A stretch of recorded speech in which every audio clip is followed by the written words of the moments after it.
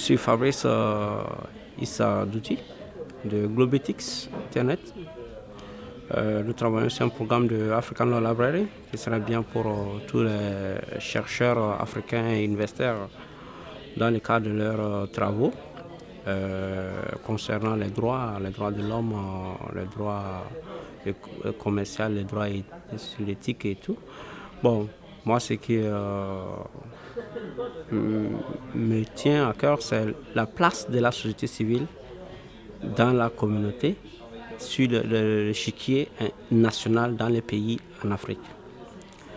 Le problème de la société civile en Afrique, c'est qu'il y a une confrontation entre la société civile et les politiques en Afrique. Surtout les défenseurs des droits de l'homme, qui sont souvent pris en chasse, ou qui sont considérés comme des opposants au pouvoir installé. Or, la place de la société civile n'est pas dans une organisation politique, ce n'est pas un parti politique.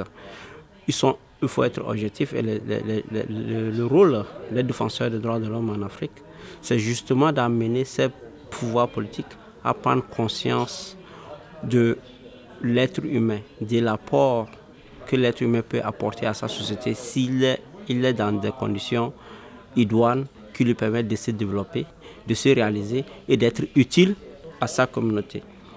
Donc le plus souvent, on assiste à des scènes regrettables, à des défenseurs des droits de l'homme qui sont emprisonnés, qui sont assassinés, qui sont privés de leurs droits. Les journalistes qui assistent, que nous voyons toujours pris pour cible par les partis tel ou tel, on ne sait pas, le plus souvent c'est les deux partis en conflit et tout. Bon, je pense que les droits de l'homme, d'abord, moi je dis toujours que c'est un sacerdoce. Celui qui s'intéresse aux droits de l'homme, celui qui s'intéresse aux droits, qui est défenseur des droits de l'homme, défenseur des droits de l'homme, c'est que c'est quelqu'un qui aime son prochain. Il donne sa vie pour l'autre.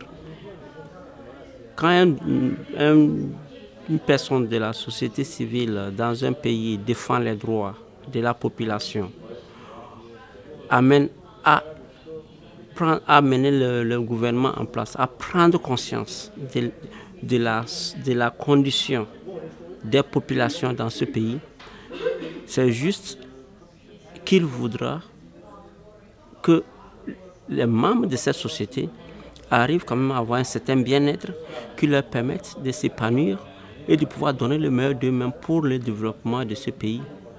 Donc, pour moi, les défenseurs des droits de l'homme,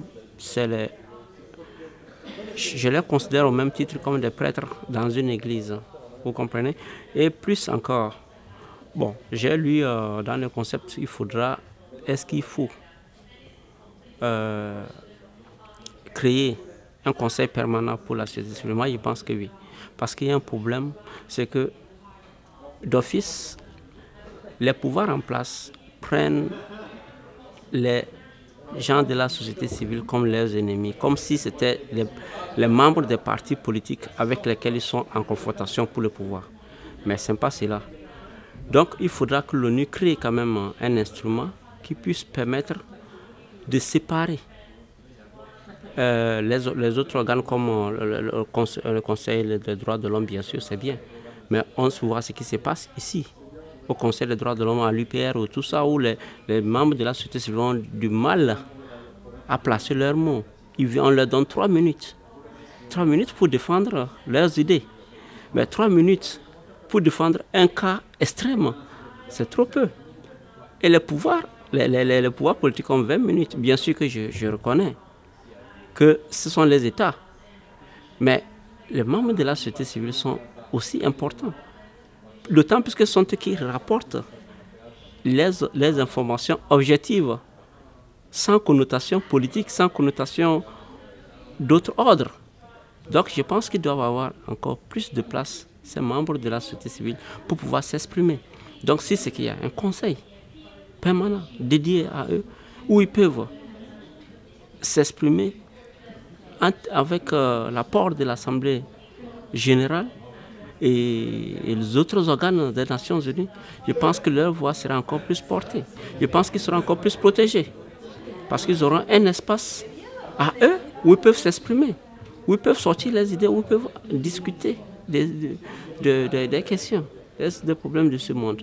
Parce que tout compte fait, les sociétés civiles